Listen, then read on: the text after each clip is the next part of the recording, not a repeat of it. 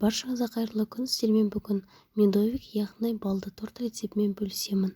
Видеоны соңына дейін көріңіздер. Құрамына керекті заттар: жұмыртқа, сары май, сүт, қант, бал және ас содасы. Ең алдымен ыдысымызға жұмыртқамызды, сары майымызды, қантымызды салып араластырып аламыз. Сүтімізді және балымызды да жақсылап араластырып аламыз. Осы сұйықтығымызды водяной баняда ерітіп аламыз.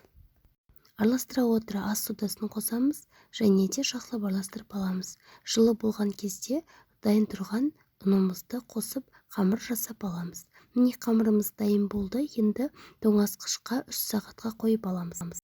Менде тоңазытқышта 3 сағаттай тұрды. Енді осыны суала қамыр жасап аламыз. Менде 6 бөлік қамыр шықты. Қамырларымызды дөңгелекше етіп, оқтаудың көмегімен жұп-жұқа етіп жайып аламыз. Жұқалығы осылай болу керек. Пергамент қағазына салып, пешімізге пісіріп аламыз. Міне пешімізде пісіп шықты. Енді осыны дөңгелекше етіп кесіп аламыз. Қождарымыз суығанша кремін дайындаймыз. Креміне қойытылған сүт және қаймақ және де қант ұнтағын қосып жақсылап араластырып аламыз. Міне осылай болып шықты.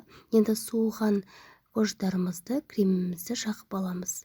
Барлығын видеодағындай осылай етіп жағып аламыз. Және де торттарымыздың жан-жағына да кремімізді жақсылап жағып аламыз.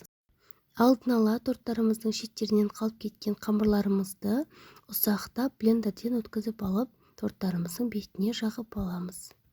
Тортымыз дайын болды. Өте әдемі әрі дәмді, ауызда ериді. Осы рецептпен жасап көріңіздер. Өте оңай, қолжетімді рецепт. Және де осы видеом сіздерге ұнаса, лайк басып комментарий жазуды ұмытпаңыздар. YouTube арнама тіркелуді де ұмытпаңыздар. Сіздермен болған Жансұлу.